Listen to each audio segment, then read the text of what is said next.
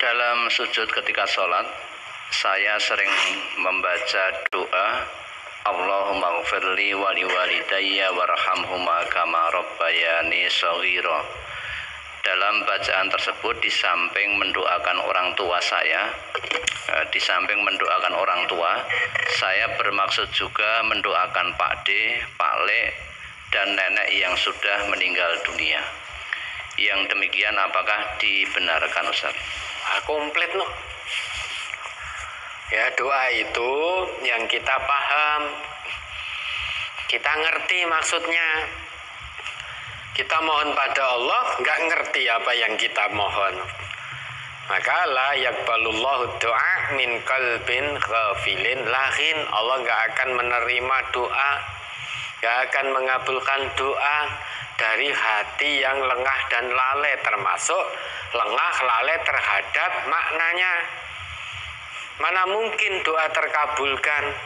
Lawang kita mohon pada Allah tidak ngerti apa yang kita mohonkan. Tidak ngerti, meski Allah Maha mengetahui. Namun kita juga harus tahu. Masa kita berdoa, ya Allah, Engkau Maha mengetahui apa yang aku inginkan, kabulkanlah ya Allah. Apa begitu? Berarti ndekte Allah kita. Ya Allah, hamba tahu ya Allah, Engkau Maha Kuasa dan Maha mengetahui atas segala sesuatu. Hamba tidak mau berpanjang lebar ya Allah. Engkau Maha mengetahui apa yang hamba inginkan. Maka kabulkanlah apa yang hamba inginkan. Apa begitu kita berdoa? Terus Gusti Allah kan anu dewe. Lah berarti kita ndekte Allah. Maka doa itu mohon pada Allah. Yang pertama kita harus paham apa yang kita minta.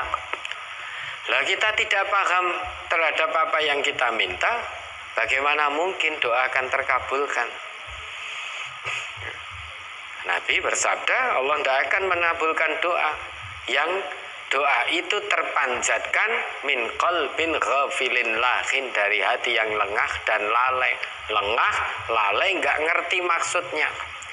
Lah doa tadi Allahumma gfirli itu artinya kita mohon pada Allah, ya Allah ampunilah aku, wali walidayya, ya Allah ampunilah kedua orang tuaku, warhamhuma, dan kasihanilah kedua orang tuaku, kama rabbayani shaghira, sebagaimana mereka yaitu kedua orang tuaku telah mendidikku sewaktu aku kecil.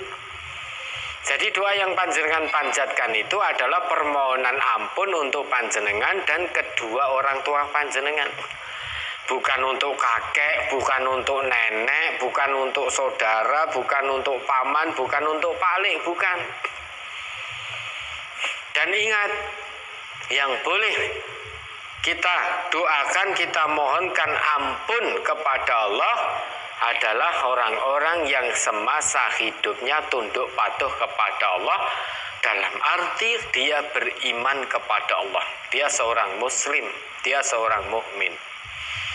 Sekalipun itu orang tua kita kalau semasa hidupnya tidak beriman kepada Allah, sepengin apapun kita untuk mendoakan, memohonkan ampun kepada Allah atas dosa-dosa orang tua kita, kita tidak diizinkan oleh Allah. Sehingga meskipun orang tua kita kandung meninggal, namun semasa hidupnya tidak iman kepada Allah, maka haram bagi kita untuk memohonkan ampunan dosa. Bukan saya yang ngomong, tetapi ini larangan dari Allah melalui nabinya. Ini larangan dari Allah melalui nabinya. Ya, jadi doa itu dengan sesuatu yang panjenengan paham. Kalau tidak bisa dengan bahasa Arab, sudah. Kalau panjenengan asli Jawa, dengan bahasa Jawa. Kalau dengan bahasa Jawa kromo inggil tidak bisa, ya dengan yang panjenengan paham. Ya, ada lagi. Bagaimana makmum dengan imam yang sholatnya tidak 5 waktu, hanya 3 waktu, untuk asar dan zuhur tidak pernah dilakukan? imamnya yang bilang sendiri, apakah makmum sah sholatnya? Kalau makmum itu dengan orang Islam yang sholat 5 waktu, jangan bolong-bolong. Jangan bermakmum dengan orang Islam yang sholatnya bolong-bolong. Tadi sudah ngaku sendiri, aku nek sholat mung loro. Aku nek sholat wajib sedina kuwi mung 3. Lah kok mung 3? Padahal kewajiban seorang muslim itu menunaikan sholat wajib 5 waktu. Lah kok kowe mung 3? Wah, lah sing loro males kok. Wis 3 wae cukup.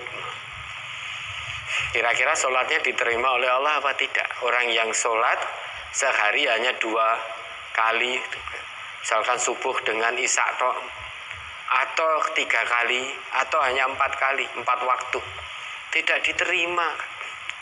Karena kewajiban seorang muslim itu sudah menjadi konsekuensi kita sebagai seorang muslim. Begitu menyatakan diri sebagai seorang muslim, maka udkhulu fis silmi kafah. Masuk dalam aturan Islam yang disebut asilmu itu secara totalitas. Agamanya disebut Islam, aturannya disebut asilmu, hasilnya yaitu assalam. 3 hal yang tidak saling terpisahkan. Inna dina indallahil Islam, agamanya disebut al-Islam. Kemudian al-Islam punya aturannya disebut asilmu. Aturan dalam Islam, salah satu yang menjadi aturan Islam adalah sholat. Sholat itu puncak zikrullah seorang hamba. Tidak ada yang lebih baik zikrullah selain ketika kita sholat. Sehingga sholat itu puncak zikrullah. Maka sholat itu lakabiratun illa alal khashi'in, berat kecuali bagi hamba Allah yang hatinya khusyuk. Khusyuk dalam tata cara pelaksanaannya, khusyuk dalam waktu-waktunya, khusyuk dalam menjaga fungsi sholatnya. Kalau hati seorang hamba tidak khusyuk, maka berat. Dari waktunya saja sudah bolong-bolong. Kalau waktunya saja sudah bolong-bolong, jangan harapkan fungsi sholat yang tanha anil fahsya wal mungkar berfungsi. Bolong-bolong sholat itu perbuatan mungkar. Bagaimana mungkin bolong-bolong sholat kemudian sholatnya menjadi berfungsi, bisa menjauhkan dirinya dari perbuatan mungkar. Selain itu, Nabi kita juga bersabda, bainar rajuli wa bainas syirki wal kufri tarkus sholah. Al-ahdul ladhi bainana wa bainahum as-sholah faman tarakaha faqad kafar. Yang pertama tadi, yang membedakan keislaman seseorang dengan kemusyrikannya, dengan kekafirannya dalam hal sholat. Maka yang kedua, hadis kedua tadi, perjanjian antara kita yaitu orang-orang Islam dengan mereka orang di luar Islam adalah dalam hal sholat. Orang Islam punya kewajiban sholat 5 waktu. Bukan hanya 2 waktu, 3 waktu, atau 4 waktu, namun harus lengkap 5 waktu. Faman tarakaha faqad kafar. Barang siapa yang meninggalkan itu, sungguh dia telah kafir. Kafir di situ ada 2 makna. Kafir secara akidah, yaitu orang di luar Islam, atau kafir karena menutup kebenaran. Keyakinannya tetap dia ngaku sebagai orang Islam, namun sholatnya hanya 2 waktu atau 3 waktu. Berarti dia juga punya sifat kafir karena menutup kebenaran. Makna dasar dari kafir itu adalah menutup. Maka di Al-Hadid ayat 20 itu Allah sebut para petani dengan sebutan kufar. Kufar itu jamak dari kafir. Kenapa kok para petani disebut kafir atau kufar oleh Allah? Ya, kufar itu jamaknya. Karena petani itu tugasnya menutup biji-bijian atau benih dengan tanah. Kan menanam itu ada benih kemudian ditutup dengan tanah. Maka pekerjaan itulah disebut pelakunya kafir karena menutup. Nah, misalkan saya begini, saya melakukan perbuatan kafir karena saya sedang menutup. Ini makna dasarnya.